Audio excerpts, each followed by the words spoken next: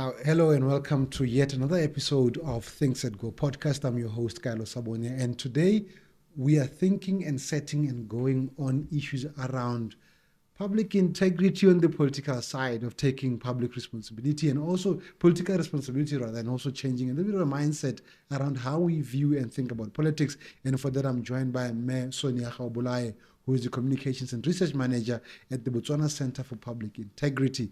Hi, Ma. Hello, Ra. Thank you so much for having me. How are you? I'm all right. Thank you very much for coming through and making time for us. So, first, let's understand, right? Botswana Center for Public Integrity. What is that, and what does it do exactly in terms of your scope of operation? All right. Again, thank you for having us. So, like you rightly said, I'm here representing an organization called Botswana Center for Public Integrity, commonly referred to as BCPI. Yeah. And BCPI is a civil society organization. We're part of the civil society landscape in Botswana. The organization was formed in 2017. And what we do basically is we advocate around the issue of good democratic governance. You would know that, this democracy that we speak of, there are certain principles that should be observed in a society for it to be deemed a functional democracy.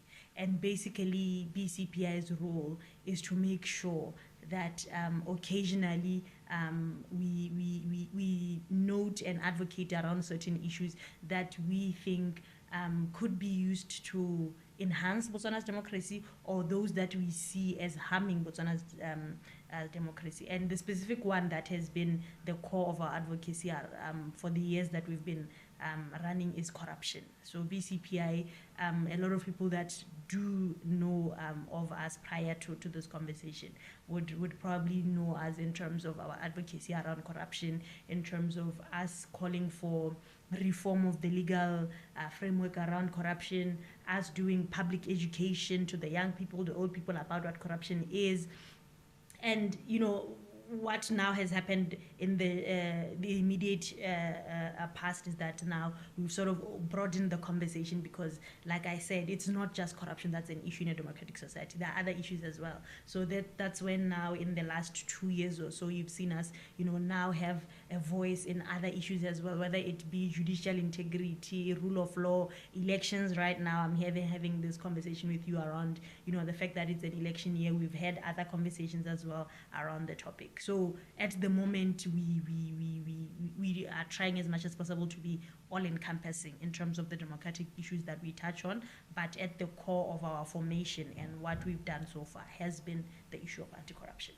All right, but is there corruption in Botswana though? Like in the period the organization has been around, is there corruption in Botswana? Because culturally we grew up not knowing what corruption is and what exactly defines corruption. Because if you're to ask a Botswana what corruption is, they really can't have a definition of corruption. Yeah. So definitely corruption exists in Botswana, and I think evidence of this is the fact that the most globally used measure of corruption, or there are different indices around the world that measure corruption, but the one that has become most trusted for countries around the world is the CPI, Corruption Perceptions Index, that is formulated by Transparency International.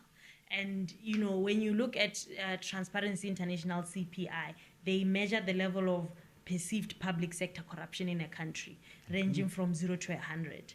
And 0 being where a country is fully corrupt and 100 being where there is no incidence of corruption. There is no country in the world that scores 100. None at all. That should tell that every single country has incidences of corruption. Now, specifically for Botswana is not even in the 60th range. So we are below 60. We're doing quite bad. Well, we are at 60 on average. If you take because the CPI is measured annually.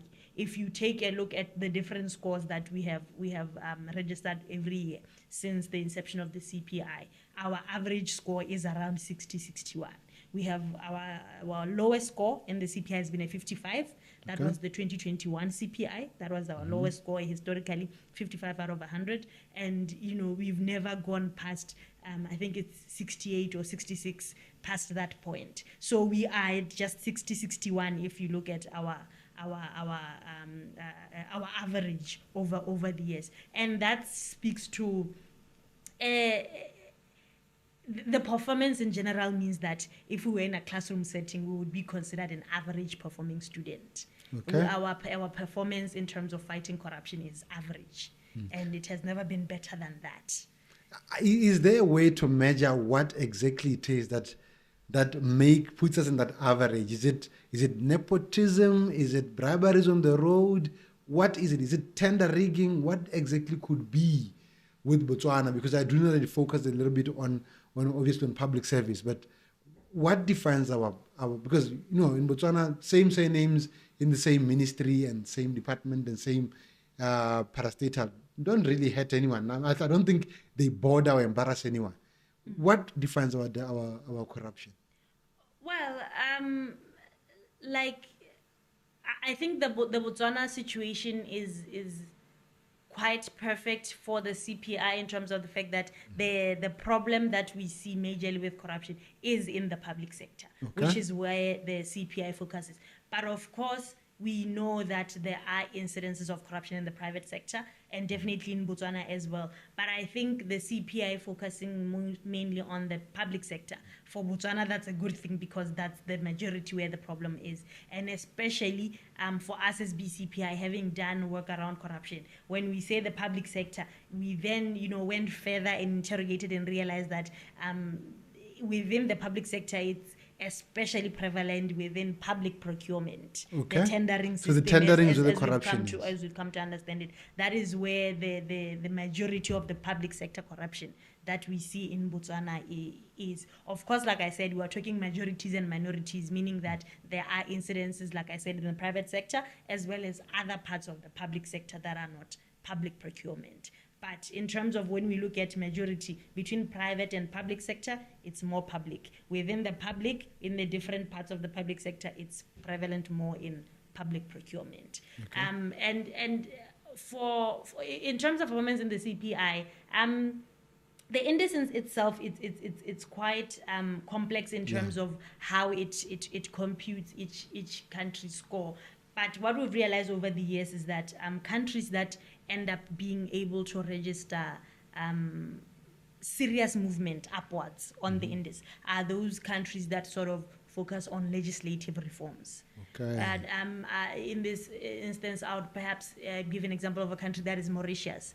Mauritius is the country that, I'm sure you remember that at some point, you remember a couple of years back, Botswana used to be referred to as the least corrupt country in Africa. Yeah, and Mauritius now is. Yes, and Mauritius now is. And like I said, Rona, our performance has been more around the same place. So it means that we didn't necessarily lose that title because we fell incredibly hard on the index. We lost that title because Mauritius moved incredibly fast upwards within the index, right? Okay. And when we look at that, we look at the fact that Mauritius really engaged in a serious process of overhauling the legislative framework, enacting new laws that already existed. There was a serious exercise in trying to make sure that the loopholes that existed within the existing laws were also attended to, similar to how we are always, like I said, talking about our legislative framework around corruption. What's missing within our laws? The Whistleblowing Act, if you look at it,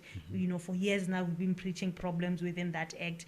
The Establishing Act of the DCEC, we've been noting inefficiencies within that one as well. So Mauritius and for any other country that ends up registering serious upward movement, we've noted that the first and best place to start is usually the legal framework around corruption. But do we have legal frameworks too? I mean, I know the DCEC Act, and then there's a DIS coming into play, and then maybe the police don't really know how to do with corruption also.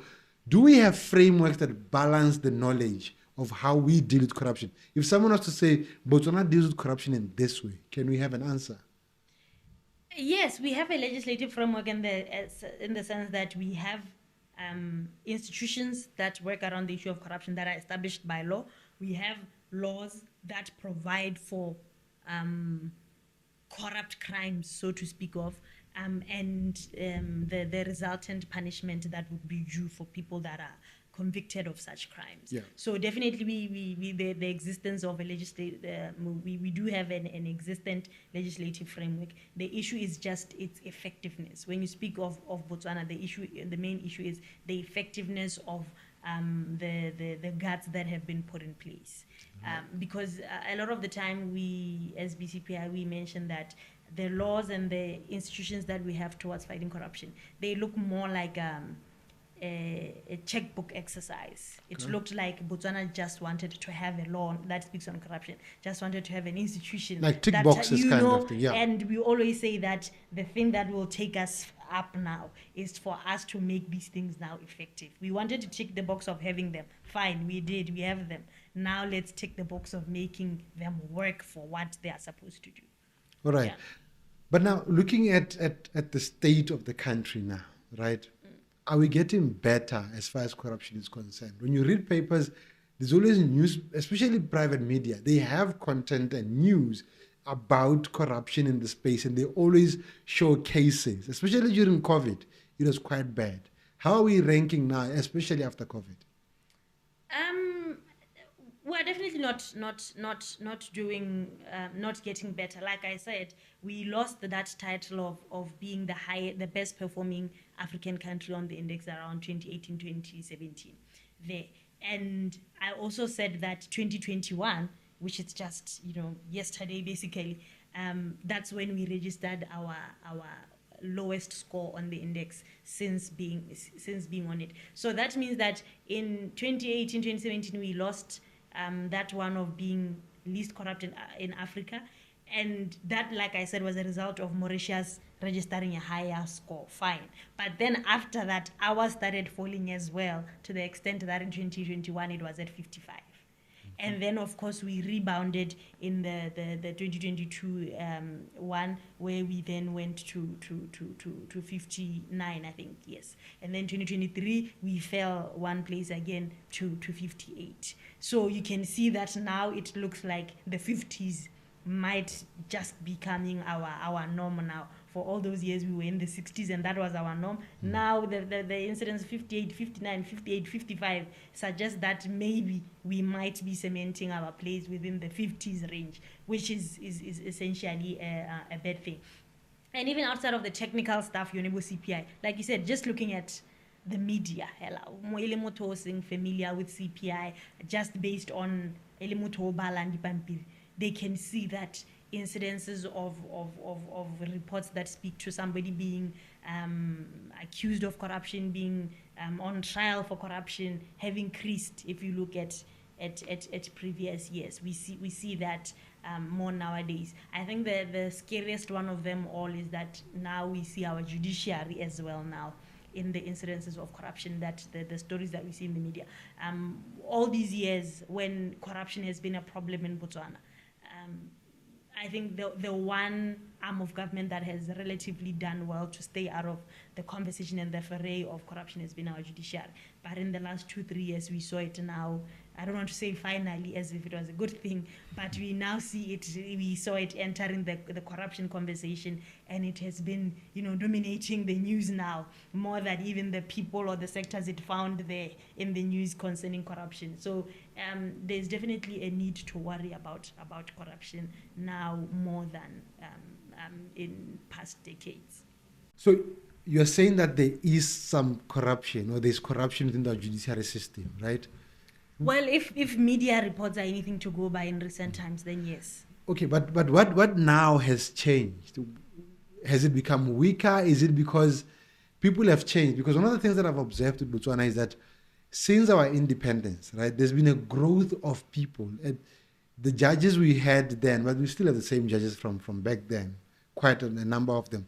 But the legal system is getting younger, more optimistic people. Could that be the reason?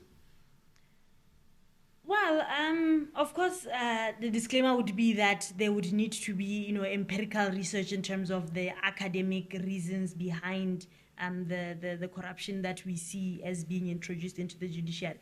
But I think one thing it's also an indication of is the fact that it means corruption is becoming entrenched within our society. Okay. It's becoming a culture now. And something that is a culture touches all parts of that society. So if now we see parts of the society that haven't been part of the conversation, the corruption conversation, now unfortunately being dragged into it, it means that the corruption is spreading its roots. And it's taking. It's becoming a real cancer. It's taking over the whole body, and we are going to reach a point where we are in danger of reaching a point where, similar to cancer, the doctors would say there's nothing we can do for you. If we start seeing things like this, it means that the possibility for us as Botswana, that's a real possibility for us to have a country that is completely and wholly engulfed by corruption. And we say this knowing full well that such countries exist. It's not something that if it were to happen to us, there are countries that have reached that stage. That is what makes it even scarier for Botswana to take notice if we start heading that direction. If we see there's a shift and we see that we are heading towards this direction, it's even scarier the fact that we know examples that could be used of that situation that you are heading to. Unlike when I tell you that you are in danger of developing a disease that nobody knows of, a part of you might think that I'm lying to you. Yeah. Because you are like, give me examples of somebody who has had that happen. I'm like, no, I haven't seen, but I can tell you it can happen to you. Unlike if I say to you, go next door, there's somebody who has that disease, you are able to visualize this thing that I'm saying you are in danger of. And as a result, we expect you then to take heed of the advice that I would be giving you. So that's the main takeaway from this developing trend of the judiciary now featuring more and more in the corruption conversation. It suggests that now it's a national problem now. Corruption has gotten to a level where it should be seen as a national crisis. Right. Because we might get to a point where, if we don't do that, we might get to a point where even declaring it as a national crisis at that point will not help anything. Yeah. Yes. So the judiciary is one thing. So hopefully that can be solved easily because they are the ones who are supposed to be guiding the law. However, when we go back to public sector, the corruption in there, is it directly linked to politics of the day? Not necessarily, because the public sector, by and large, is constituted by civil servants and people who theoretically are not there on behalf of political mandate, but service to the people. I think the perception that corruption and politics is linked is maybe coming from the fact that,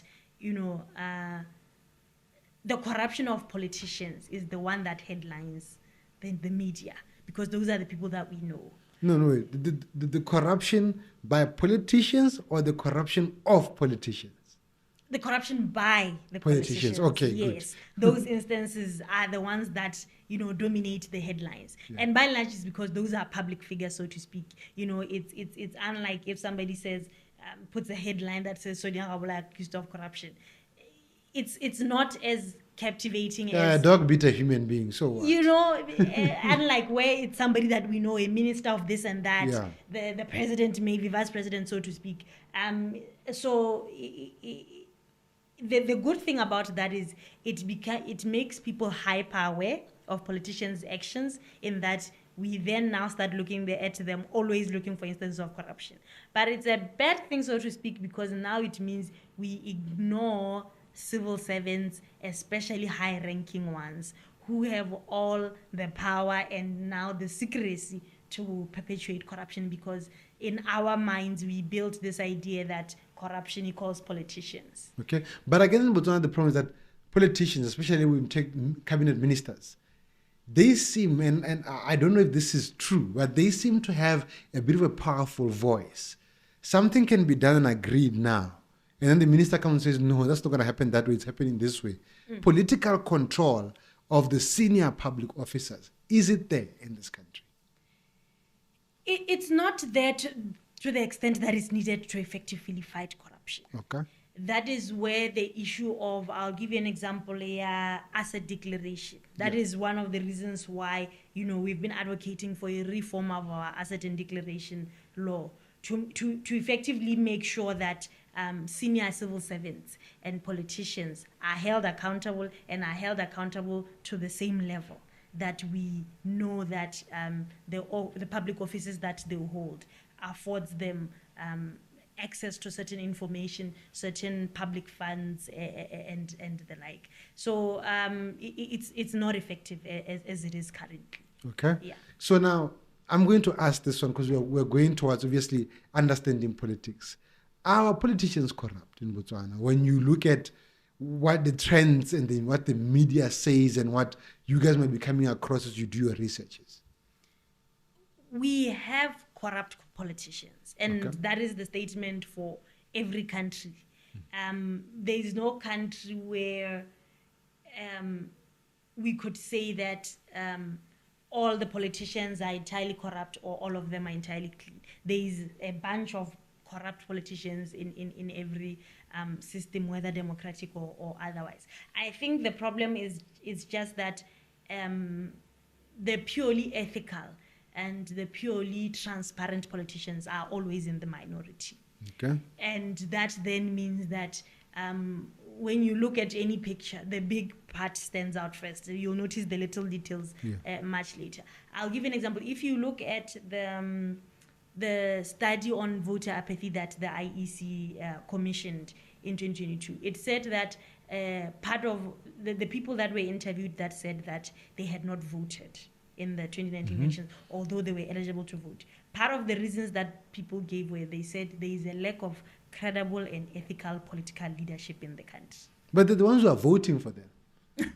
Oh, no, but they didn't vote. So they didn't vote because they felt like the crop of politicians is bad apples. And they felt like in voting, they were being asked, pick the least rotten apple from this bunch. And they essentially said, you know what, I don't want to pick any rotten apple. It's fine.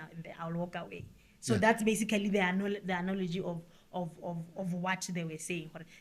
There is a lack of credible politicians. Even if I were to make a choice, you are asking me to choose the best of the West. The best from...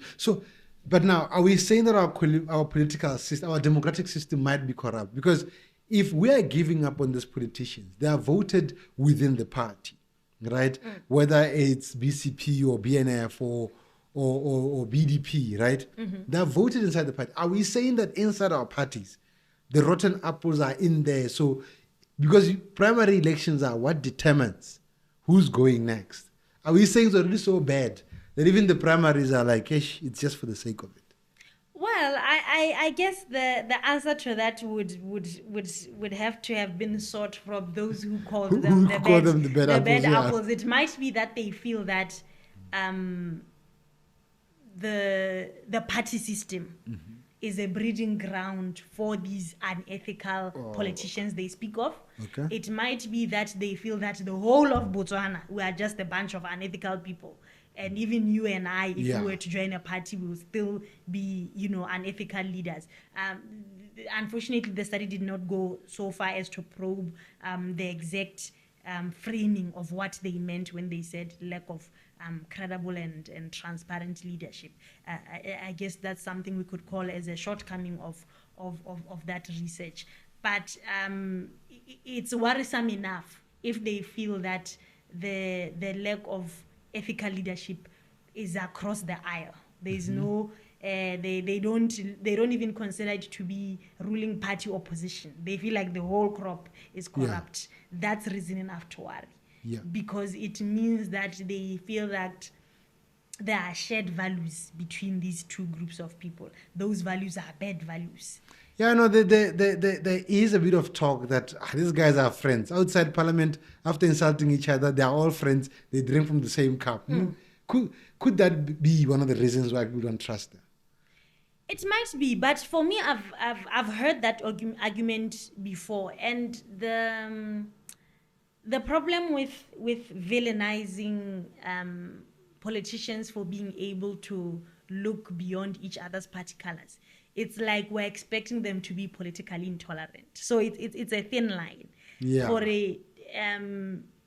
to what extent can we be happy and say, oh my goodness, Botswana has such high political tolerance. The the officials and the MPs are able to come together outside parliament. To what extent are we able to say that without it then becoming these people are in cahoots to cheat all of us? That is why they're able after parliament to get together for drinks. They are discussing ways that they are impoverishing us, the ordinary people. So it's a thin line in that I would never want in a democratic society to get to a point where the relations between the political leadership is so partisan that it's hostile, that we can't even imagine seeing an opposition member and a minister engage in cordial conversation. But I also wouldn't want a situation where now them being seen together is indicative of something sinister happening. And they should be concerned because out of those two options, Botswana seem to think this is the one that's happening,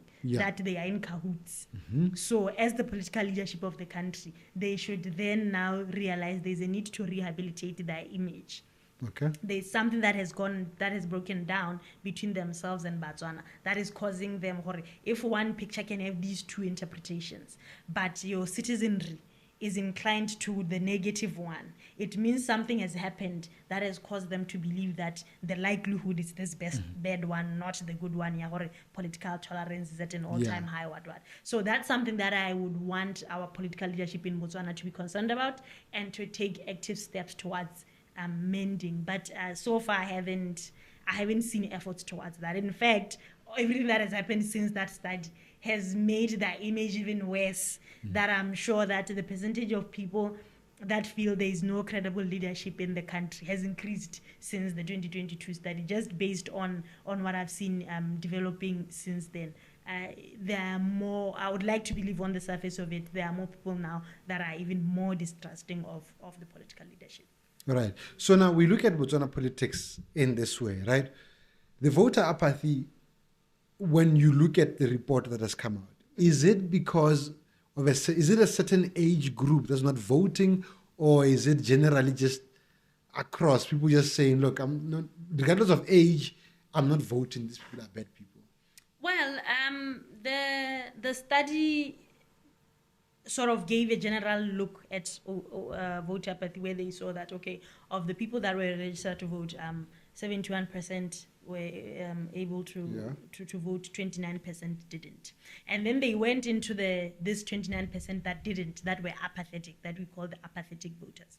They went on to them and they dissected, or what type of people are these. That's where they found that majority were male, majority were young people, majority were people in the urban areas, and these were also people that had, secondary or post-secondary type of education. So there was an analysis of the data to find out what these apathetic people in terms of education, which people are more apathetic than not. So in terms of the age group, it's definitely the young people that are more apathetic towards voting than the older generations. Okay. Yeah, but the older generations know what independence came from and what the value of democracy is, which then brings this question: do we have enough political education in this country? Are we educating people properly on politics and understanding what they are? We don't, because as it stands, we don't have a formal framework, political education. Yeah. Of course, go primary, we are taught the national anthem, we are taught about issue of independence, but that's from a patriotic standpoint. Yeah. The expired patriotism, anyway. So it takes that format. We are taught the literal education that could be said to be political. It's geared towards making us Botswana that love Botswana. Yeah. Not necessarily Botswana that understand the need to participate in politics. If all the education that we get, attend BDF Day, Police Day, Independence Day, the kind of education that we get about Botswana society, participate in these things, has geared towards making us participate in active politics. Go ya di rally moreetsa gore party tsena tsa reng manifesto wa reng go ya di office nya ga parliament wa go register a complaint gore Mr. go vote ka 2019 is 3 years later it doesn't make us read the NDP or scheduled for that type of thing. So that's the main thing that is lacking, and it's evident in this rejection of politics by the young people. The second reason for that also is because the system is not representative of young people. Just an alien who would be dumped into the middle of Parliament Botswana, and they look at the people there. They would think they're in a society that does not have young people. But our parliament looks younger. It's one of the youngest looking parliaments in Africa. Hey, it's got young men. I mean, I can count wrinkles in parliament. I'm telling you, I can count grey heads in parliament. We've got young people there. It's not representative of the ratio of young people in society. No, but the problem I think there is the way they talk to each other. You know, I've seen them calling about Simanyana. And the reason why we don't talk to people is because so I think maybe that could be the reason why. One of holding MPs accountable, we godify them too much. Our parents godified them too much. So it's difficult for me to go to an MP. He feels so important. That text I've received. I think that one, and it's even documented in terms of the conversation, the academic conversation, political culture. When you look at the different types of political culture, we have one parochial political culture, where basically a society feels like government and politics is this far removed thing that just happens in a vacuum, the ordinary people. So there's that disconnect. The ordinary people don't feel like politics is a part of participate. It's far removed. It then means that the politicians themselves, we see them as it's hard for a random young person, a 22-year-old, go tumasera I imagine gore ka ya go officing ya mo parliament wa kgaolo I go kokota I go botsa dipotso about some of the things they may or may not be seeing happening mo tumasera, because in their mind kanya politics is something that is so far removed, and then there is ordinary life and I tshelang every day ga bonile one and the same thing that is interconnected. Gore politiki ke yone ditšhamana bone botshelo ba botshelang every day. O itse go na le botshelo, go na le politiki, go na le rona, go na le mapolitiki. So that's sort of that political culture is sort of what accounts for that godifying of politicians that we see. Lebone, because they have that same political culture, they see themselves then in the same way. So to speak. They're important. They're not supposed to be talked to by anybody anyhow. And they must make an appointment. You must come and see me appointment, despite the fact that I don't know how I think this particular period, my pit bulls are going for the bite. Because if I can't see you to hold you accountable or to see you to talk to you about what's happening in my life, why are you coming to me begging for election? You see, and again, that's one area that as well our politicians, I think via just observation, there are some politicians that try and maintain that feel of things. Parliamentary village, they try as much as possible to have the people not feel like they are no longer part of the community. But by and large, a lot of them are kind of a certain way. Don't just be coming anyhow. Of course, we understand that there are protocols that come with certain public office. Obviously. We have to protect them also from... Imagine you voted for someone and the next thing they're shot. We don't want that. We understand that, but I think there's an element of infantilizing that conversation where high five randomly. Yeah. But that's not what people are asking for. So there's a level here by dilute that conversation and play it down as gore kana batho ba batlela gore ba khone gore buisa anyhow ba relate at any time, whereas that's not what the people are asking for. And if they were being genuine, they would hear out what the people are actually asking for and realize gore it's nothing out of this world. Nobody's asking gore a khone go kokotela ka 1 a.m. bosigo. Nobody's is demanding that they should be allowed to call you at 3 a.m. Yeah. Or to see you na le your family and kids are batla tsena bua lwana ka khanya tsela. Nobody is asking for that, or at least rationally speaking. So they just need to get out of that defensive mood, and then that conversation could be had at a proper level where the citizens understand where there's certain privileges and restrictions that come with public office, and where now the person as well is humble enough to know, yes, I'm in this public office that comes with these privileges, but the very job that I'm here to do requires me to engage with these people at a certain level. Yeah, no, I've met very nice politicians in this country. There are people who have met, right, in my time as a journalist or just as a person, right. They're very nice. Some of them, the older ones especially, the ones who are they're not old, they are, mature, they're adults in the politics space. They will give you time. It's the people who work for them who godify them to a point where they block you from going to them. At what point do we then set that line? Because the reason why I might not want to vote is because I vote when these people don't even care. When I try to see a minister or I try to see an MP that I voted for, the private secretaries, they feel more like they're the kings of this place. Of the people. Well, I think that would then have to be an exercise, because it cannot be that this is happening, this person is keeping your constituents away from you, and when you are this person who's not noticing anything, who's not seeing anything. Yeah. If you are somebody who's in touch hella in the first place, you would start noticing where there's a disconnect, and then rationally you would then investigate where the problem is coming from.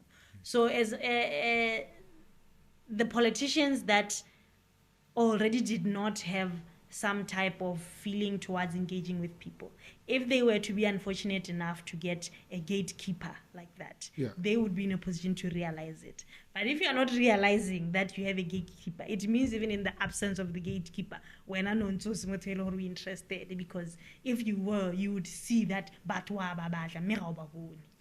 then we put why. But essentially. Yeah, so then that means you're not relevant to them. It means when I let that gatekeeper of yours, it's just that they now have access to the people and they're able to overtly reject the people. But when mentally you had already rejected them, that's why you are not seeing anything amiss in the fact that once 5 months, yeah. So let's look at the landscape in Botswana again. I mean, voter apathy is a very difficult thing because everyone's got their own opinions. And I think it needs to be addressed. Maybe before we go further is to understand, what do you think can be done now? Or what are you doing as civil society to try and get people into the voting space? Some people feel certain parties don't want people to register because they might lose elections. But I don't think that's the case. What are you doing as civil society to try and get people to register to vote? I don't care whether they vote or not, but register to show that you're alive. In terms of for this election year, I can't say that there was anything revolutionary done outside of the normal public engagements. No, but in terms of civil society. Oh, okay. What civil society usually does is to hold the public conversation through whatever means would be available to that organization, where they engage ordinary Botswana. Kana civil society, the one importance here, they are the ones that have access to the ordinary people more than. But do they have help though to make them do that? Because financial help is very important. Are they getting funding to do that, internally or externally? That has been the main problem, because even I'll speak from the BCPI perspective, of course. Even with us, the engagements that we have, where we were preaching, or go out there and vote, where we were tackling an issue of voter apathy, all the engagements that we did, ideally, in our conception, we would have liked for them to be more, and they ended up being less because, like you said, there is a financial aspect to being able to carry out certain activities. In the lead up, we are past the registration part of things, but we have people that registered Sonia a le mo radiong or a le mo webinaring, like we had a webinar. Now they still there and ideally we would like to then engage Botswana again to talk about the issue of not to tell them what party to vote for, like I said, we are non-partisan, but to tell them what goes behind, what should go behind your decision to vote for Sonia and not this person. Yeah. So again, the financial aspect of things, we may not be able to do it. If we do it, it probably will not be to the level that we have currently envisioned as being necessary for Botswana. So at the end of the day, we find that we accurately analyze what is needed in the Botswana context, but we end up under-delivering because the financial aspect so 12 of these conversations, we end up doing 4 because Madina akona fund that's a 4. Okay, but there is a freedom of speech. Like you're not afraid of going out and telling people about politics. In terms of BCPI, no, but in the broader conversation of civil society, whenever we engage with fellow organizations, I can't say that the whole of civil society in Botswana feels confident and protected to truly engage in there. I agree we advocate in different issues. I from our engagements as a collective, really different organization, you can tell that to an extent there's a feeling a fear perhaps to go out there and get deep into the issues as some would like. But ordinarily BCPI, I think we have gotten to a point where we are comfortable engaging the political issues to the extent that we would like to. I don't know if perhaps it's because government has been willing to engage with us where necessary. That's what makes us comfortable to do our job. But in the broader conversation of civil society, there is a perception of being limited in freedom of speech. Okay. So obviously, when these things come into play, and especially as far as freedom is concerned, there is free speech. I think Botswana can openly and freely speak about politics or whatever that affects them politically speaking. I think the key limitations that come is knowledge of how to really voice out and how to really get your information out there, either as civil society or as a person. When we look at the way politicians talk to each other, right, they're not afraid of each other, which is a good thing. But the tone and language of talking that they use, what they call each other when they're campaigning, hasn't that affected the culture to a point where sometimes we feel it has definitely affected. I think the biggest negative outcome that we've seen as a result of this negative portrayal of politics that our politics has taken is that it has caused the shying away from politics of very necessary minds. Yeah. If you look at a lot of people that you may engage with on a personal level, where you know that this person is a brilliant mind, whether academically can just tell her voicing out this person fresh, they are very necessary in the national conversation. People like that, a lot of them, when you then now suggest the issue of political office, the first thing they say, you get it. It means that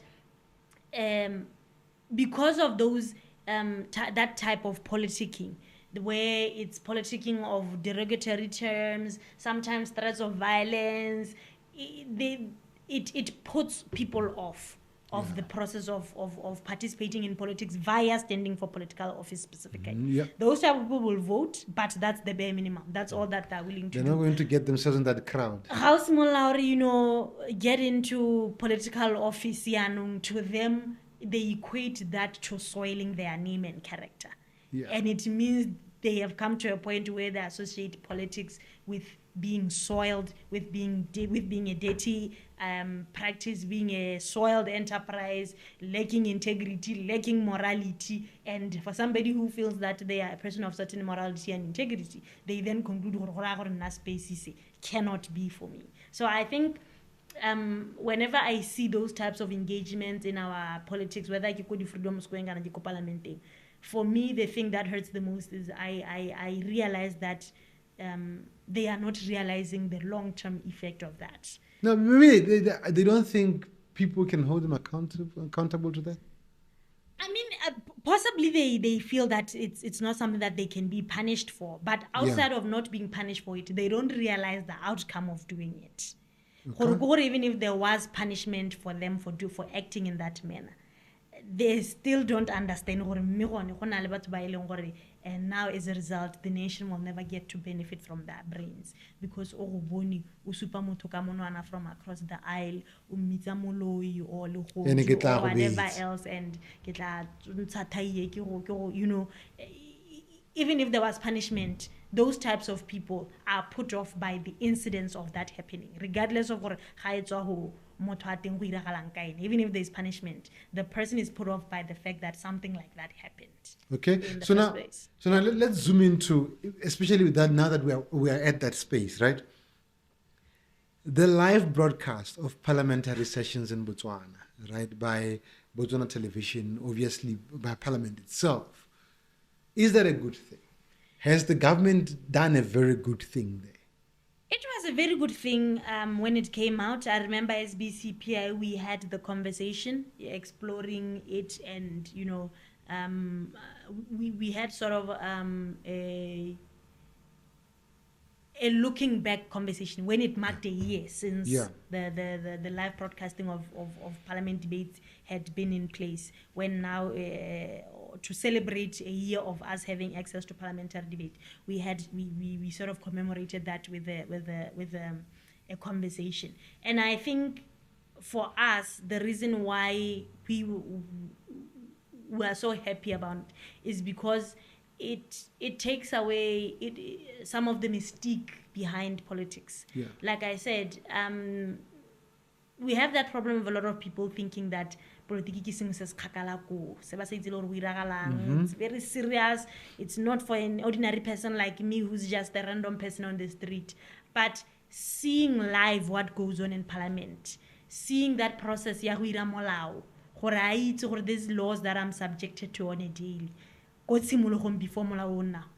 happens, having access to that information firsthand really went a long way in demystifying and de-glorifying the. But has it not taken politics down the respect of politics? Because did they deserve the high respect in the first place? It means they were respected because people didn't know. We respected the institution of parliament, right? But now when I'm being told I can't walk past parliament and I'm thinking of the words that are being said in there, why am I being stopped from walking across parliament gardens when the people inside the parliament themselves, the language they use? And if that is your perception as a Motswana, who is to blame? Is it you who saw them fighting and cursing at each other, or is it them for doing that?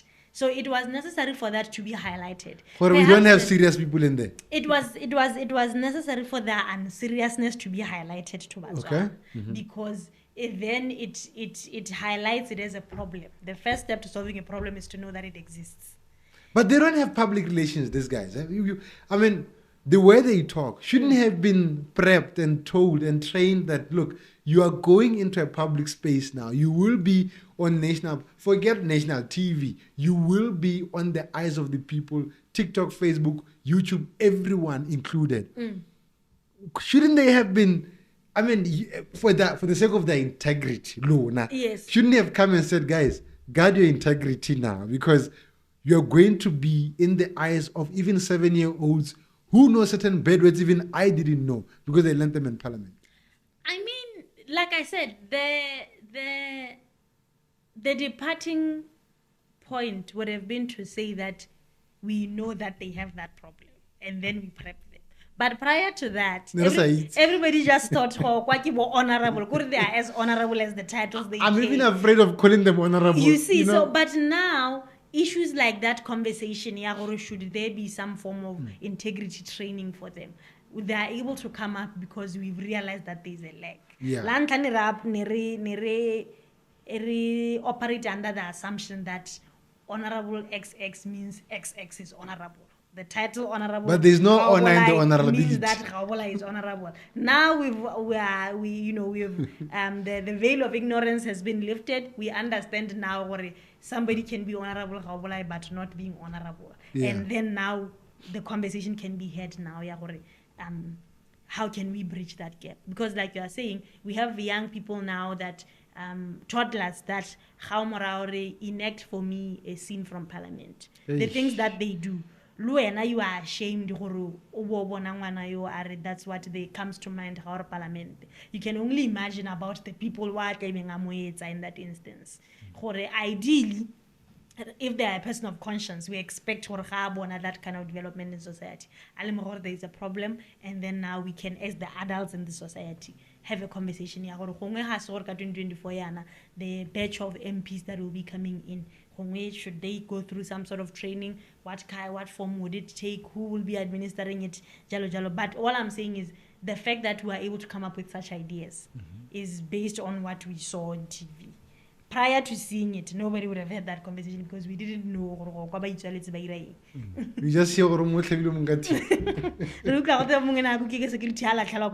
yeah. So now there's another thing that then comes into play, right? And I'm asking this question, and seeking clarity. Certain groups or certain parties are always accusing each other of different things. But the biggest accusations now will come into how do you draw a line between BDP as a ruling party, for example, and the government of the people of the Republic of Botswana. Have you, from your space, have you tried to get that difference there? Because I've always said to people, I don't care how you gauge it. For me, the gauge is that if a road is being built, it's been built by the government. Whoever we have employed by vote, that is their job. It's their job to do it. So when people are now saying, no, the other ruling party is now using this to go and win votes. And I think at the start earlier this weekend came out clear to say, hey, I think that has been part of what we call the democratic education that I say. Yeah. BCPI, and we hold community conversations. That's part of what we get them to understand, because I think hardly in the city as different practitioners, different organizations, we sort of underestimate the lack of basic understanding that people in the rural areas in other parts of our society have. Yeah. To them, government equals party X. And in their mind, if party X is not there, it means there's no government. It's something else. There's a vacuum. Government is the container, and different parties can come in and out of the container that is called government. Yeah. And they don't understand that at a basic level, the container that is government, certain things. When a party comes in as the government of the day, it determines the extent to which you'll get these things. But those things are owed to you as a citizen of the country. Yeah. Party tse di harologana ka gore ba re go tlhokega ditleliniki tse 3, party engwe ya re tse 7, party engwe ya re go simololwa ka Princess Marina banka nngwe, engwe party yone ya re nya Princess Marina o shapo na ke batla go simolola another hospital from scratch. But they all agree that Botswana is owed healthcare in Botswana. Botswana is owed infrastructure in Botswana, and then the nitty-gritties of that is what differentiates the parties. There are a lot of people that tell them a party X in government, they think there is a possibility that party there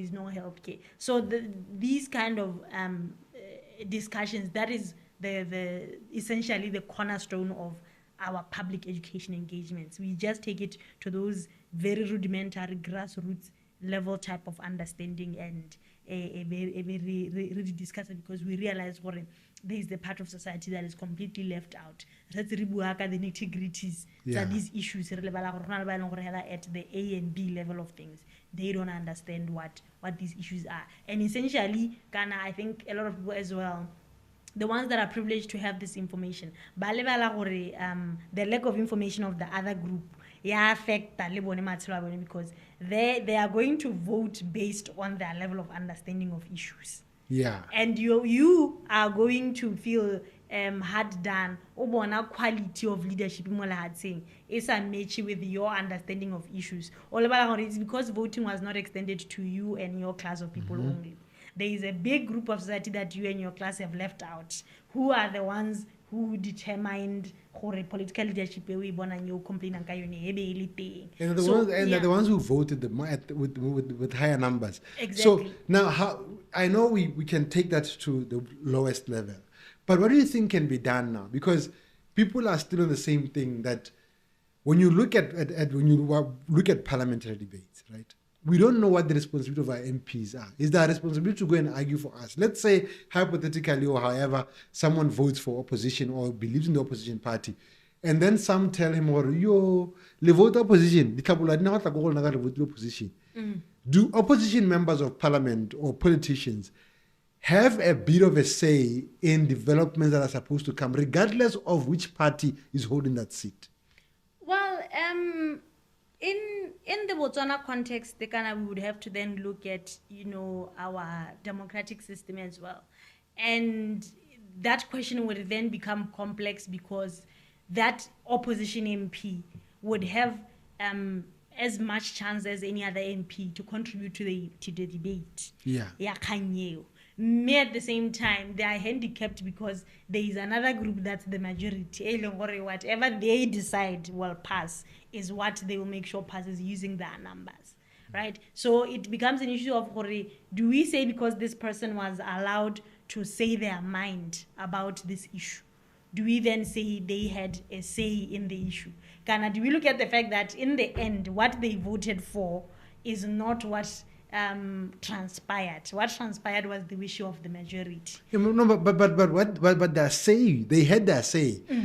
Whether it was a yes or a no, but they had their say. They actively participated in the debate. And somebody will, like I said, somebody will take that and say, yes, that is what we expect to see in a democratic society. Issue, it discuss you. Everybody was allowed to have their say. But for some reason, when they are voting for increase of their allowances, they seem to come together and unite themselves. And remember, I said, doesn't that reflect that is happening? People go into parliament to feed themselves before the people. Because having watched these debates, especially from COVID, right, when I had the time to watch these debates, they would always be the left and the right. But on the day of voting for increment of allowances, I didn't see any left or any right. And remember, I said, certain issues that contribute to the mistrust between the politicians and the voters. Issue, are they in cahoots or is it political tolerance? That's one of those issues. Saying, or you go and you are united in telling the people that we have these and these problems in the country, and as a result, these are the measures that you're going to have to deny yourself 1, 2, 3. Battle with unemployment a bit longer. Battle with subpar infrastructure a bit longer. We have all these issues nationally that we are going to address, but the problem is that and the third, and it's a whole thing.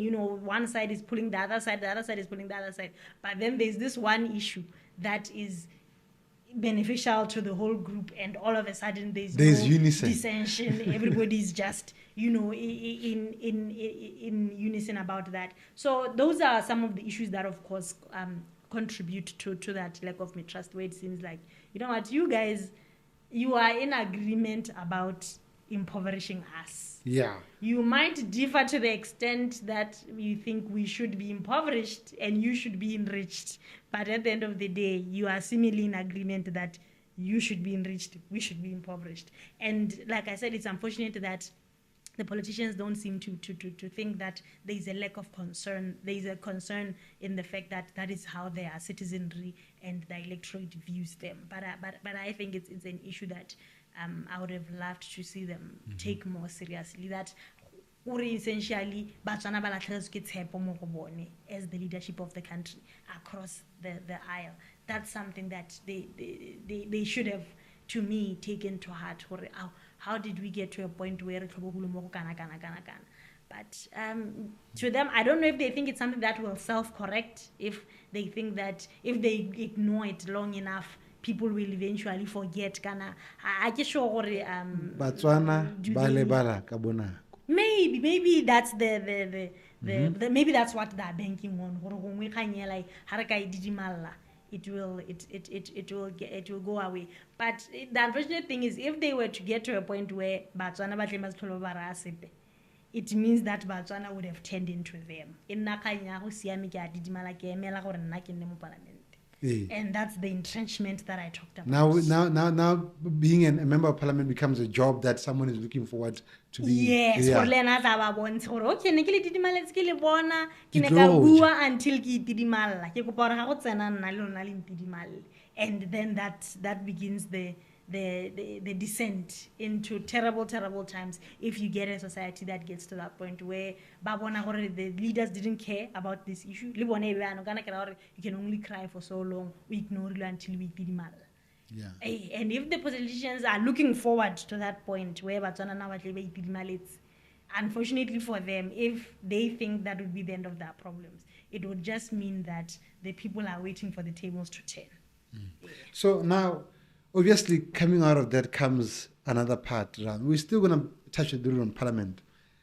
The crossing of laws, right?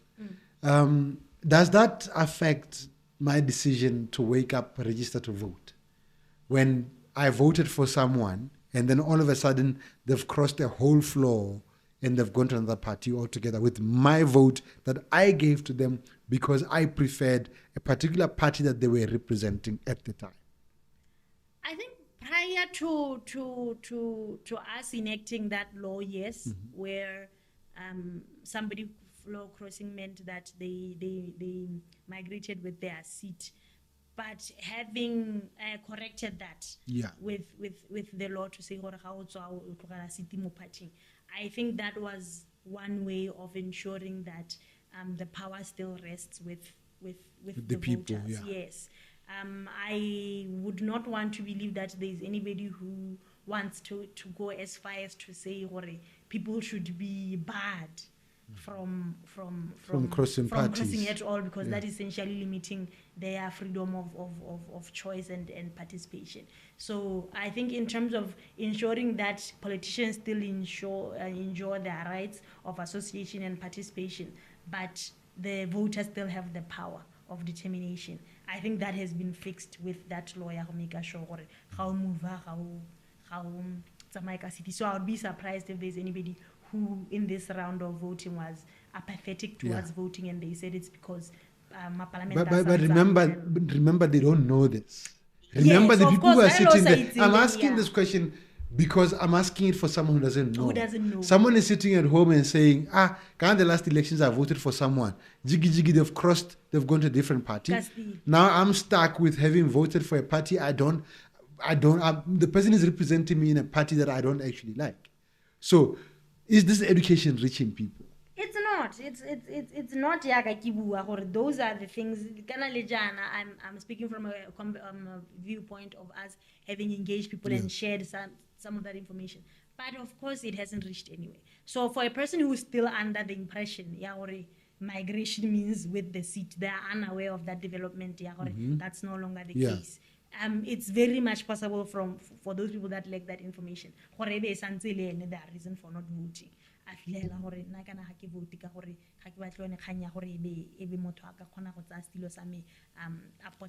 other side, which would just then mean turn the lens back on us as civil society, government, politicians, political parties.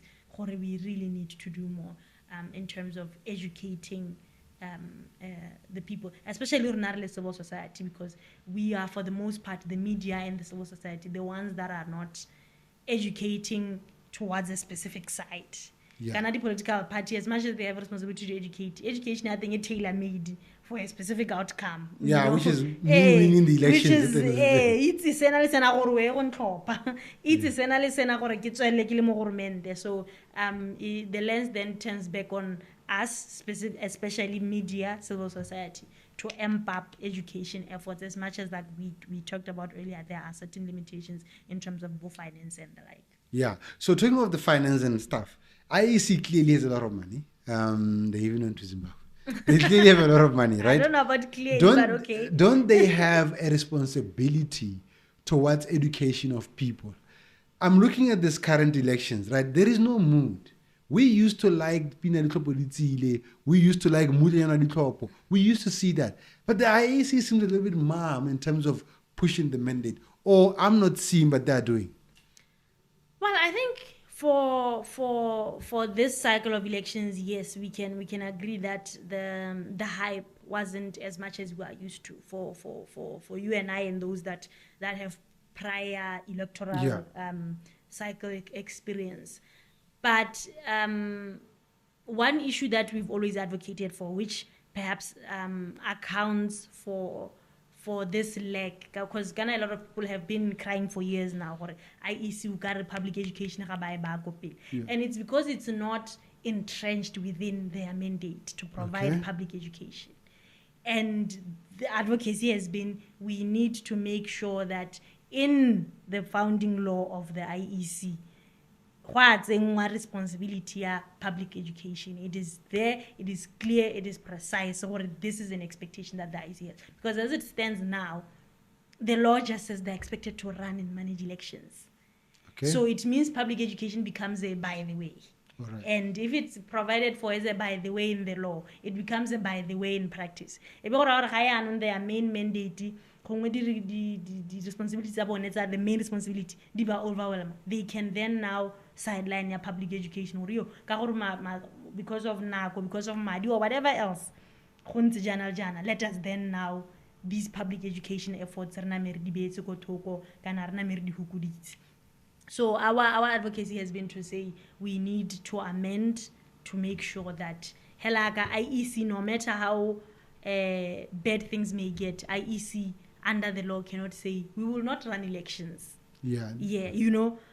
Because that is the core of what they're there for. We need to then next to it make sure that Leone issue public education around elections and publicity around the election process. Leone, it's as prominent and as clear in their mandate as that of running elections, or at least the make sure the definition of running elections.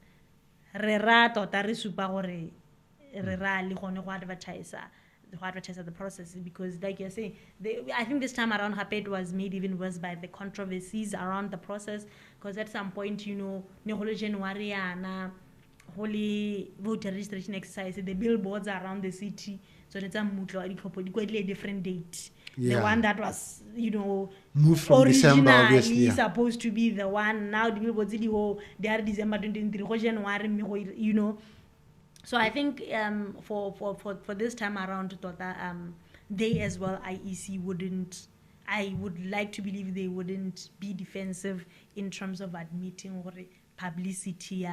The 2024 was limited, and the few instances that were there were negative. Of publicity. All right. So now the next question that then comes is that, is IEC independent? Well, the independence conversation in the Botswana landscape is always tricky because we are in terms of operational and administrative. An institution is, yes, administratively it reports to this institution, usually OP, but operationally they are able to carry out their mandate without any interference. And as BCPI, we always say, to avoid any question then, if there are two categories, make sure that an institution ticks both then. If we are operationally administrative, to avoid any questions of doubt, make sure that then an institution is both administratively and operationally independent. Because this thing of saying no, administratively it's run from OP, but that's not the real issue. The important one is the operational, and that one it has it. It opens up a room for unnecessary scrutiny and discourse. But administratively speaking, right? Independence can create a lot of misuse of funds. Maybe the administrative parties are sitting with OP because they don't want public funds to go to waste and also get mismanaged by the IEC, maybe. And then somebody would ask, for then the ones that are not managed from there, do they not deal with public funds? The ones that have been given that independence, do they not deal with public funds? And if they do, is government not afraid of those funds being mismanaged? You know, it can be argued either way, but it becomes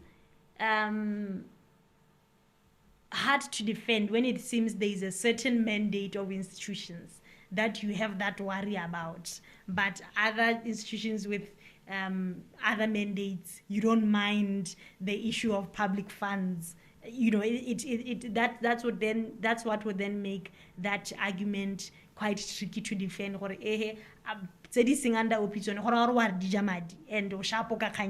know, it becomes a hard balancing act. But at the end of the day, also, we always say, with democracy, there's a saying that democracy needs to be seen to be happening as much as it needs to happen. Yeah. So it means that even just perception-wise, the things that are being done, even if they may not be undemocratic legally, are the people, when they observe it, do they think that is a democratic thing? Okay. And if questions of independence are always being raised about oversight institutions and critical institutions like the Electoral Management Board, even if there are no instances where critics can point to say, this is where Rebuning IEC interfere like a mandate. But if all they're saying is it doesn't look right, that in terms of democratic principle, that is still a worthy conversation to have. Whereby we don't have evidence, this doesn't look right for this to be under this body. The dictates of democratic principles are that is still a worthy enough argument, because democracy needs to be seen as to be had as much as it needs to be had. Okay, so when you look at from an outside perspective, has there been any report about Botswana that says that our IEC is not an IEC, is not independent? Well, I'll speak to the ones that we have interacted, the research that we've interacted with, which echoes the sentiment that it doesn't look right for them to. And the funny thing is, it's a consistent theme with Africa, where offices of the president like having the electoral management bodies not too far from them, just close to them there. And if you look at the fact that Africa is the one that struggles the most with democracy. Yeah. And then that becomes... But it's not our culture. Democracy was important. It's a colonial thing. I mean, that's entirely different debate altogether. But if you look at the fact that we are the ones who struggle with democracy the most, but also we are the ones who have certain practices that we like in terms of the affinity of the electoral management bodies to the office of the president or the government of the day. It just, like I said, it puts a question mark. And for the sake of democratic governance, you want to avoid questions of integrity, questions of transparency, questions of accountability as much as you can. Where instances provide themselves for you to be transparent, to be accountable, it doesn't make sense for you to not take them if you are indeed a government that is striving towards entrenching democracy within the country. Okay. So yes. What would be the best practice, though, for IECs across the African continent? Because they seem to be doing okay. Observers come and they seem to be okay. Well, I think more than anything, it would be to treat, a lot of the time in education, when we are taught about judiciary, we are taught, even with Botswana judiciary as well, we are taught that there is the security of tenure for judges to make sure that they are able to be impartial in their job and make sure that they are not swayed one way or the other. That's something that should be extended to other equally important roles that are not being a judge in society. And being the head of an electoral management body would be one of those, where because the society agrees that for the sake of democracy and this, the magnitude of the job that you do and the importance of transparency and impartiality in your job, let us make sure that this the head of electoral management body is ensured security of tenure.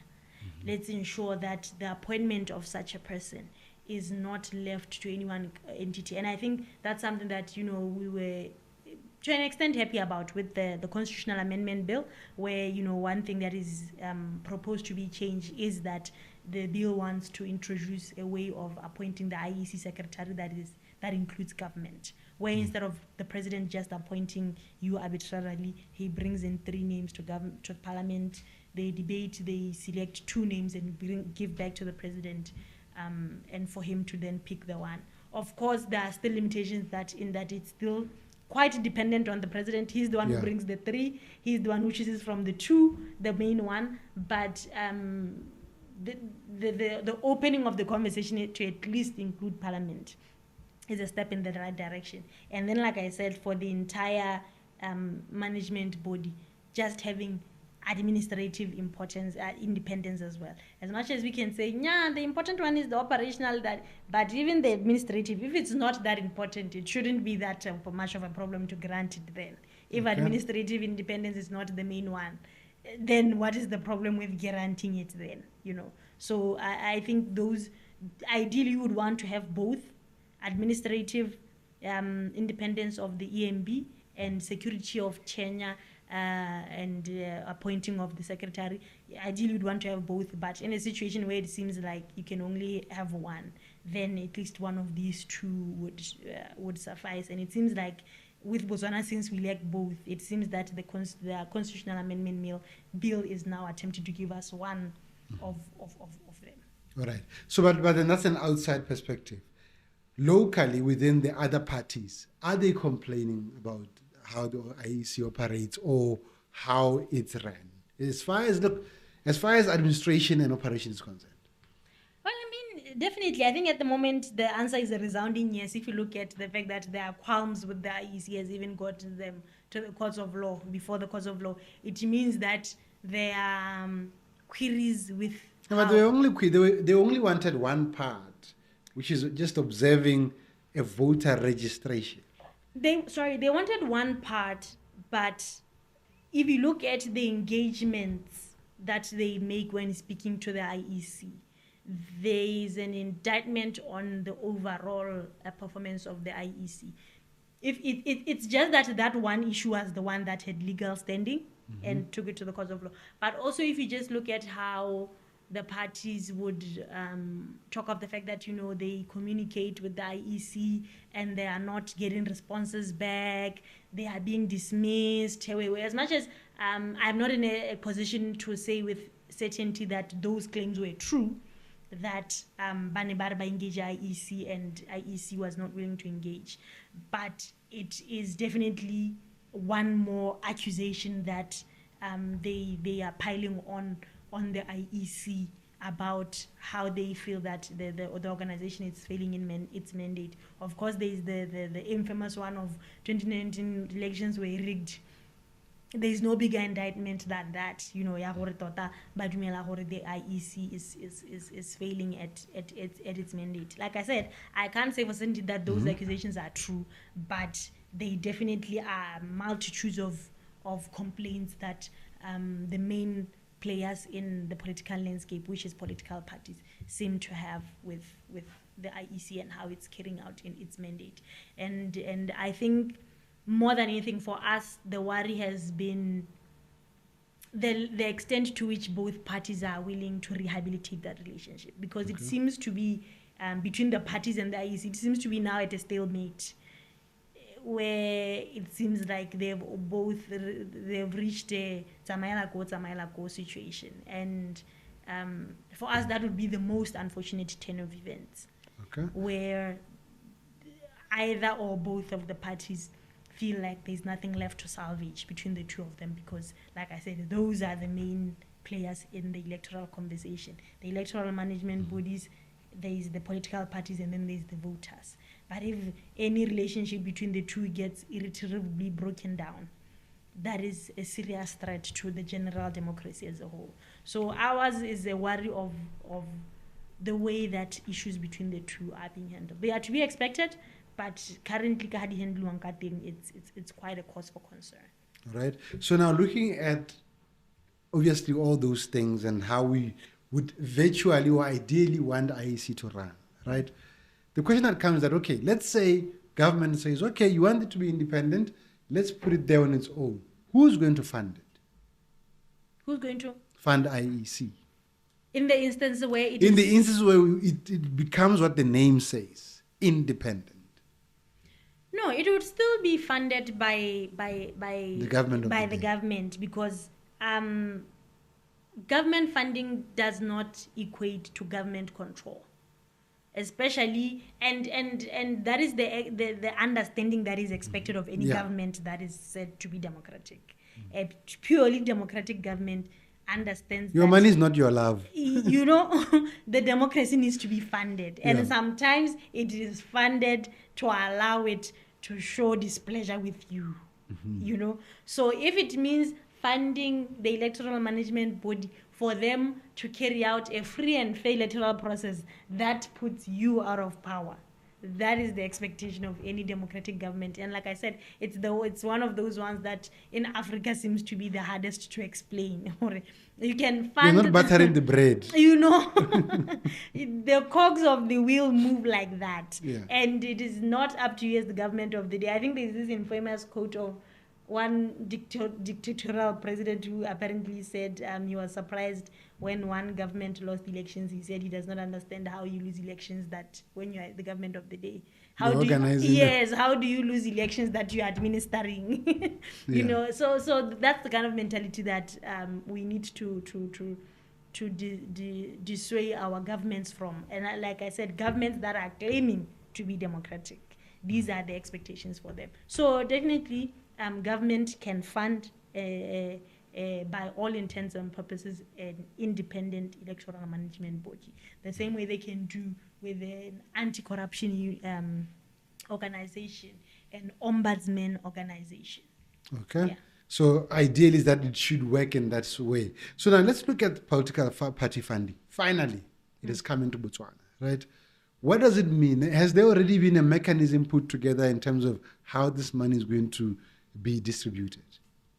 Well, from what I understand, the all parties conference that was held a couple of weeks back, it was sort of government's first step to sort of get a feel of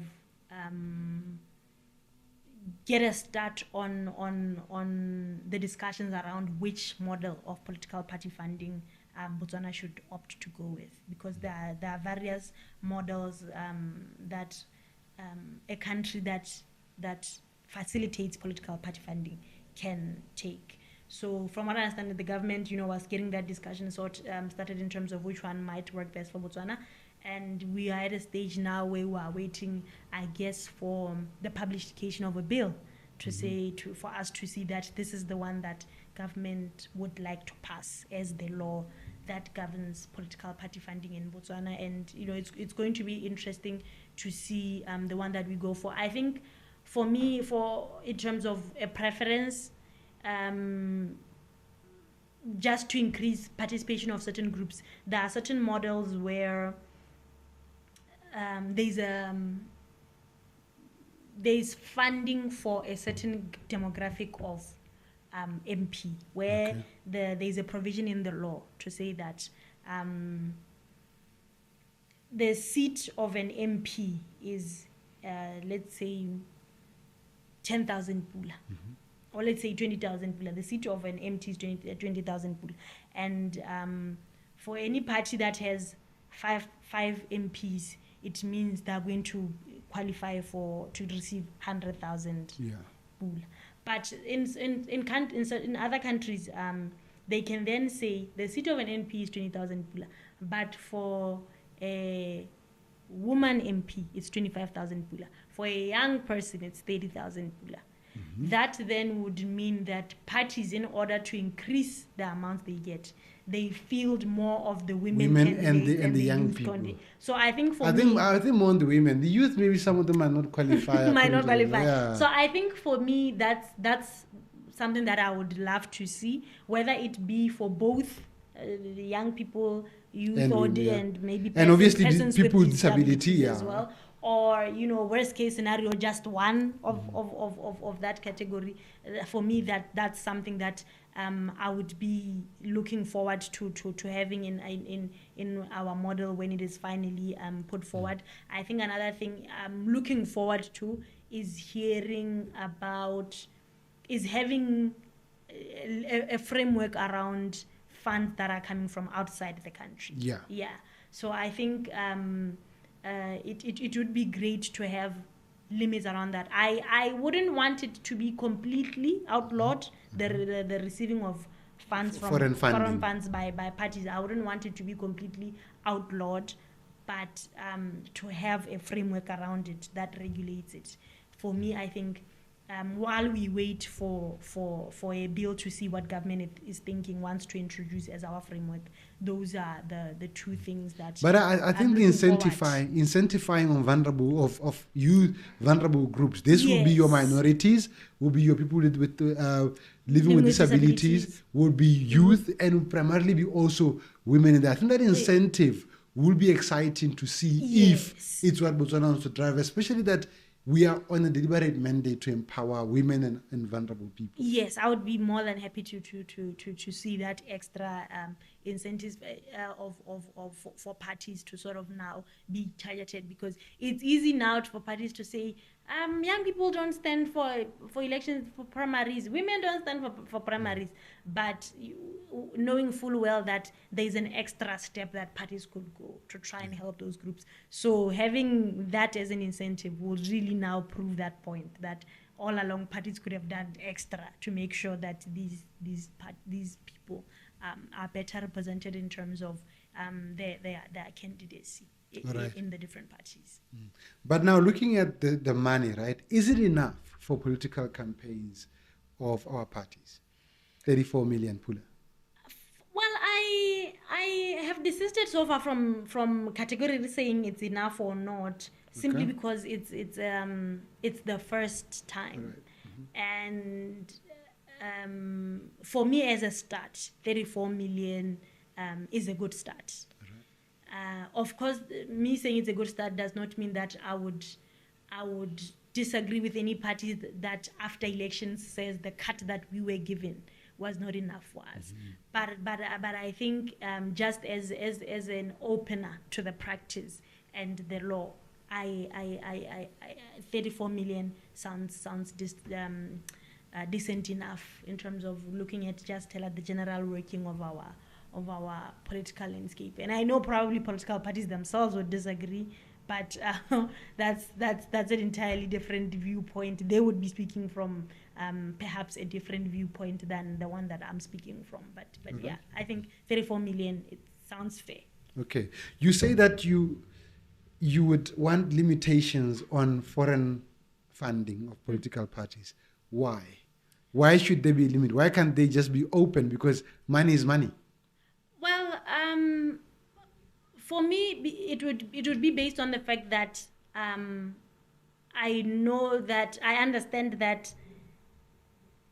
understand that the concerns around foreign funding are legitimate. They are not the promises that can be made. That it can open up a political landscape to the control of external parties. Yeah. It's not an unfounded fear. It's being said, having seen it elsewhere happening. But at the same time, also understanding that political parties might have like-minded parties elsewhere that want to facilitate a process of resource sharing, of which there's nothing wrong with that. So for me, I think that's where I would say that because of the two possibilities, let us have a framework in place to ensure that the reason for the foreign funds is this one, that you are just a like-minded organization or individual who happens to be abroad and no business interest. And is not interested in anything more than just furthering a cause that you feel is similar or touches on what you also believe in. That's where, for me, I think the part of the limitations that I want to on your declaration. But okay, if indeed this person is funding with no ulterior motive, you would not mind declaring who the foreign sources of. But yeah, what if someone will beat you to them? If I declare to you who's funding me, you might have a better idea to go behind me and say, "Oh, you're wasting your money. Give it to me." And I was actually about to say, of course, some might say that those external people might not want to be victimized. Yeah. Imagine maybe it's a ruling party of another country, and they are supporting the opposition of this country. Of course, like I said, those would be legitimate fears as well. I think that's the problem with politics. Everything can be a legitimate fear or a legitimate argument. But I would be willing to have a conversation around debating around the measures in place to have. Yeah. But the overall idea of having measures in place, for me, I don't think I could be swayed to say, yeah, the limits at all. Nkanna swayed to say these ones or not these ones. Okay, but maybe that one will not work. Okay, let's leave that one and go to that. But tell her the general conversation, I do think there's more than a need for that to not be left just open. Right. Some might say, all open all this time, what have we seen happen? So now let's look at into our in-country context, right? Is it okay for businesses to be sponsoring politicians in this country? I saw one guy saying before that he wishes that politicians would, like, how the car races are and the football T-shirts are, politicians would openly wear their T-shirts with brands of who gave them money. So is it okay in Botswana or anywhere in the world for businesses to be directly sponsoring politicians, especially those businesses that are operated by foreigners? Hey, that conversation it's a centuries-old conversation. The business versus politics conversation, it's so contentious that it would probably deserve an episode of its own, because that's how contentious the issue is. That's how long-standing the debate is. And if you look at the departing stances of each side, they make sense. Where somebody says, the business community can its people. Yeah. And those are people that experience politics on a daily. If there is one party that is more liberal and a party that is more conservative in terms of the approaches to the market, to the economy of a country, that is something that directly affects a business person. And what is wrong with a business person wanting to ensure the success of the party that is most favorable to business? That is a fair argument. The one that's making sure permits are out in time. There is ease of business, as they like to say. They're rolling out the red carpet for the red tape. They are also making sure there's incentives on taxes. Tax use and tax collection. When somebody puts that forth as an argument, it's a legitimate argument to say, why can't a business person have allowed to? Should they fund the politician? Or should they openly fund the party? But it's an issue of big politics, small politics. Where the politician would be, I think the business person would be choosing what they want to affect change in the immediate politics, and in that sense, as opposed to the national conversation where they would fund the party. But I think, for me, again, it's an issue of control around it. I think in a democracy, you try as much as possible to rush to banning things. A lot of the times, the state is expected to just control people's liberties, contain them in such a way that they are not harmful to specific individuals or the larger or the broader society. So even with the funding of politicians by businesses, I would not want to say it should be banned or outlawed, but again, have measures in place to ensure that what those two are doing, what the party and the businessman or the party and the politician are doing, it's not to the detriment of the broader society. But what about the integrity of corporate social responsibility? Can't they just focus on doing CSR away from a politician?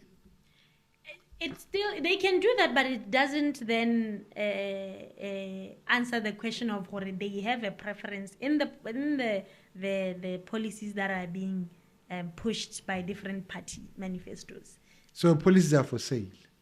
Not for sale, but what I'm saying is it doesn't take away, even if a business person just focuses on their corporate social responsibility, it doesn't take away from the fact that the winner of an election process has a direct effect on the ability of a business person to make money.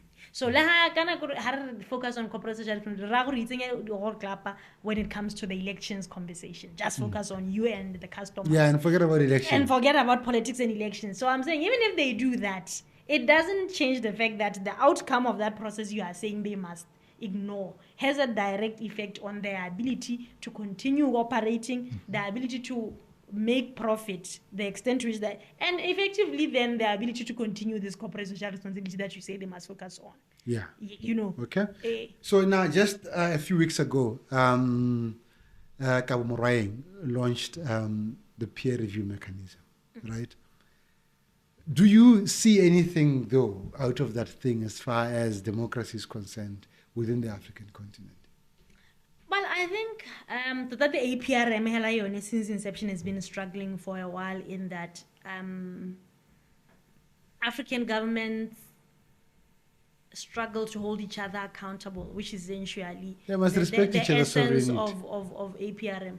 They struggle in terms of holding each other accountable by and large because a lot of them have issues that they could also be.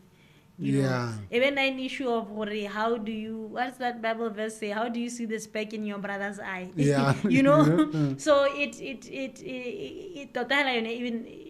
without the specific Botswana context, the APRM is really struggling in terms of being made to be as effective as it is on paper by the AU governments. In Botswana, it was a welcome development for us to now finally, after so many years, seeing government being intentional in terms of setting up the national committee towards it. I think past the excitement of establishing things, remember, when the conversation started, we said that there's a checklist and now they're being effective. They've finally ticked the having a local mechanism part of things. Now we wait for having that mechanism be effective part of things. And from experience, a lot of our initiatives in Botswana just stop at the checklist part of things. So it is going to be interesting to see what the National Council is how they're going to tackle their mandate. I saw, at the event that it was said that they look forward to engaging academia and civil society, and being somebody who practices in both. I'm looking forward to that conversation. And it's going to be interesting there to see the extent to which government is willing to be vulnerable to share information about the issues that Botswana's democracy in general is struggling with. But we already have observers coming into the country to come and observe our elections. Isn't that a good thing? Especially that we went to benchmark from Zimbabwe. No, definitely having observers is always a good thing. The Zimbabwe one, I don't know. The IEC says the official reason was how to accreditation. Which makes sense. The accreditation in Zimbabwe was quite fast and flawless. I mean, of all the issues that have been said to be open for improvement in the IEC's mandate, is the accreditation of observers number one in the list of things that they should be working on. No, it's to make sure that officials, observers get there on time. It's to make sure that as journalists we get our access to the elections on time without someone saying I've been delayed deliberate. It's chop. It's good. All I'm saying is, out of all the things that have been put forward as those that IEC could do better, in their discharge of duty, was the timely accreditation of observers top of that list. it's it's like you being accused of being a thief, and then you say that when you go to the barber every week. Is the issue of how your hair looks really the main problem that we have with you? Yes, it's good if you look good, but there is a bigger issue. Ya gore moriri wa gago unkept. It's not a problem. It's You not know, relevant now. even if it was unkept, you are not expecting that to be the thing that keeps you up at night. Out of all the things that are said about you out there, so I think for me that was the issue. We are not debating the importance of proper accreditation of observers, and if ZEC is the best practice in that regard, that's also still fine. If Why is Zimbabwe? if that is the case, but there are much. It was an issue of the young generation, like saying they're reading the room. I think it was one of those instances where IEC could have done better in terms of reading the room, or you already have questions of integrity, don't do this of particular efficiency, of impartiality, as innocent as that may have been. But was it really the right time for you to do that, considering the relationship between you and other stakeholders at the moment? Because sometimes an action is not necessarily bad, but the circumstances under which it's happening are the ones that make it a terrible choice, not that the action is inherently bad. Yeah. Yeah. So now, in closing, the upcoming elections, let's say numbers go up, people register, it becomes an all-party, an all-happy thing. Elections in Botswana, are people interested in them, and are they going to be fair? The last elections were mad with a lot of court cases, back and forth, wasting of public funds on unnecessary conversations. Are they going to be fair? Well, I mean, that would be me saying yes would be akin to foretelling, the future. So but our elections, I've never seen a report that says our elections were not fair. We're not fair. Yeah. So there's the practice of whether the elections are going to be fair, and there's the official declaration of the officials. I think Zimbabwe is a great example in that regard. There is what is and there is what is reported. So for me, I think it goes back to the conversation here. Democracy needs to be seen as much as it needs to be done. And with IEC, they may currently have all intentions to conduct a free and fair electoral process. They might have that intention. But right now, the state of their relationship with other stakeholders, the voters, the political parties, are such that they might not be inclined to believe that what they are seeing is a free and fair election. That's why I talked about the relationship management between the two. If they're at a point where they're saying, people can say what they say, that cannot, the IEC cannot afford for that to be their stance. Let the people say what they want to say. We will run a free and fair elections. You need to run it, and the people need to believe as well that it was. Okay. Because if they don't, it puts a question of legitimacy on whatever government you are going to declare after October 2024 as the one that would have won elections. And the question of legitimacy of a government has much far-reaching implications all the way up to the political stability of the country. So I don't want to believe that the IEC might be up to anything sinister. Of course, we will always operate under optimism and trust. But I do definitely think they are not doing enough to rehabilitate the relationship with its stakeholders. So and I think it might be because they don't understand the danger of the relationship continuing as strained as it is going to elections. Okay, so what can they do, and what is the civil society doing to advise IEC to understand that your relationship with your people and your stakeholders, being political parties, is sour and it needs to be fixed? I think in terms of the immediate short term would be to extend an olive branch in terms of having the conversation. I remember at some point last year when all these accusations about IEC were being brought forward, I said they were very quiet. And at the time I said that, it doesn't look good where the accusations are piling on and IEC is just quiet. Even if they're quiet because they think it's ridiculous accusations, they still need to address them. And, since then we've seen that they keep making press releases to address certain things that we would be seeing in the media, to say that the IEC has noted that this, that, and the third is being said. We want to put it on the record that this, that, and the third, right? But it cannot continue that now they address each other through the media. Omungo goes to the paper and says this. Omungo press release. There needs to be a point need to get where together. So they must come together and talk. Needs to come from this side. Okay, but do we as the people, though, have faith in the IEC? Because we're not complaining. It's between the parties and the IEC, there seems to be a drift. But I think the people are not really so much into that. The problem is that a lot of the people are and will be influenced by the parties, the partisan population. Yeah.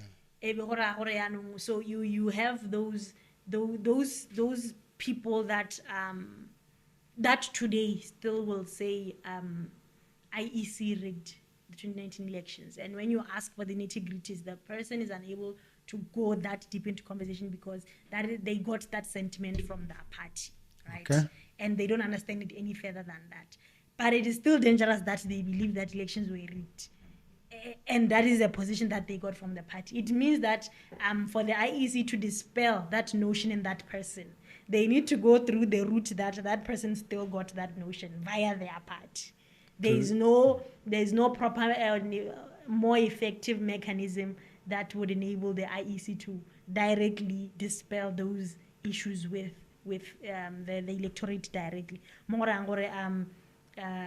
To a large extent, the relationship between the IEC and Botswana cannot be independent of the political parties. So they don't have the option of saying, Botswana directly. Botswana directly, the party. So you still need to rehabilitate that relationship so that they can communicate positively about you to their members. Right. So all in all, we are looking for good elections? We are. We hope that, I think I always say with democracy that what I like about democracy is that the good news about it is that the package that is democracy is well informed in what needs to happen for there to be a democratic society. And it goes on to say, yes, free and fair election, and even qualifies free elections or fair elections or it's not as per the dictionary definition of fair. Democracy democracy free elections, fair elections. So all that needs to be done by a well-meaning electoral management body is to follow those principles. Okay. And that's always what we are expecting. Where there needs to be any issues, we expect them to engage people. Nothing will ever beat transparency and accountability. Where you come to say, we have this issue, this is what we were thinking. Or we made this mistake, this is what happened, right? I think, especially how Botswana, you are operating on a great landscape where the people believe in dialogue. Yeah. Right. So Leone IEC, as strained as the relationship is with political parties, if they were to come with an extended olive branch, I really do believe that parties would be willing to engage. Okay. As damaged as that relationship we can see it is, I don't think it's beyond redemption. I just think the problem is that the both of them now seem to believe that. I think that the first and most crucial step prior to October just needs to be to engage. I saw a communication over the weekend where the voters' roll is about to be rolled out. Mm-hmm. One can only wonder what's going to be the engagement between them and the parties. How are any queries to the roll going to be handled? Yeah. How are they going to be communicated as well by the parties? There is a relationship acrimonious at the moment. There might be issues as well that are emanating from the role that if the relationship was good wouldn't have. Sometimes some fights come because you're already fighting. Yeah. Yes. All right. So now, in terms of the media in Botswana and political work, right? Because we do have, as the media, a bit of a role to play within this thing as the fourth estate. Are we protected enough, and are we working fairly as the media in this country? I think perhaps less now than in the past, and I say that only based on the instances of bias that one is able to pick out in some of the media reporting. I think there was a point in time where it wasn't as easy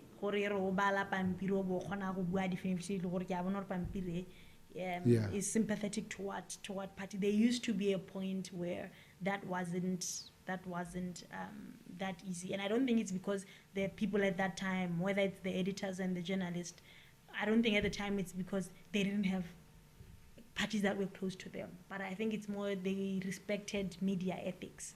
They were able to separate their partisanship from the job. But I think now perhaps there are more instances where that fails to be the case. Of course, I would be more open to hearing more from somebody who practices in the space. But just as a layman, Motswana, who engages the different media platforms, I've noticed that in recent times it is easier to note instances of bias than a certain point in time. Yeah. All right. No, thank you very much. And again, as yourselves, as an organization now closing, what are you doing now to help people understand what's going to happen in the next few months? Well, our public education efforts, like I said, have always been geared towards general democracy education. Since the year started now, we were specific to now pushing the voter registration exercise. Everything that we did was towards getting Botswana to go out and register to vote. Now that exercise is past, so to speak, now the next focus is now actual casting of the ballot day. So we are currently putting together different ways that we can engage Botswana in terms of what to be on the lookout for in the landscape. The manifesto, manifestos are really something that a lot of Botswana engage with. Yeah, somebody will go which to goes to understand why they don't understand that when a road is being built by the government of the day, the representatives of that government of the day wrote in their manifesto. Yes, Yeah. So, please familiarize yourself with manifesto. There are people who go to the ballot on the day. Manifesto and then it becomes a question of what then is informing the choice that you are going to make. More boxing. So that's going to be our point of engagement with them, what to look out for, also to get from Botswana themselves, as we head to the elections, what issues are close to their hearts, what are the issues that they think should be top of the national conversation at the moment. Kana the party prioritize the issues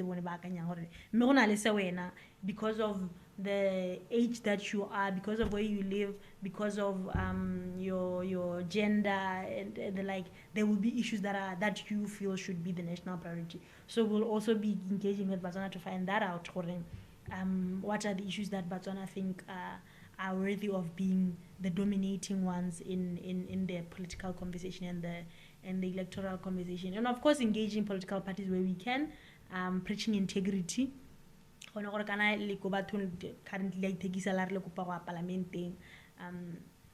terms of just ethically and the like, just ethically, morally, what responsibility do you think you are going to have if you were to emerge victorious in this journey? And there are certain issues that have come to be associated with politics, or ethically, morally, they are not issues that you would like to have entrenched in a society.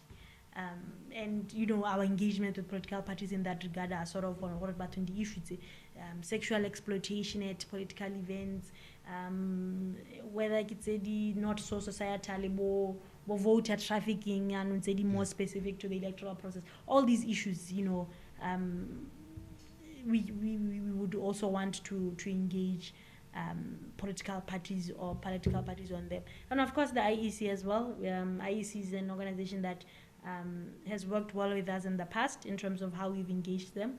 And at the moment we don't have anything planned in terms of a specific activity that includes them that I can point to.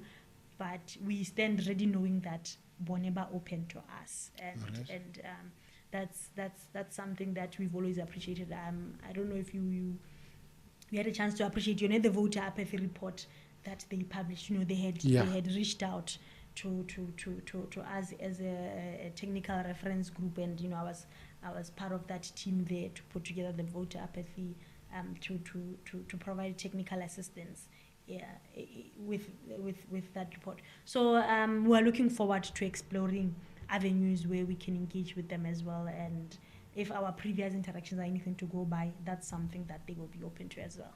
All right. No, thank you very much, Sonia, for your time, and I think we had a wonderful conversation.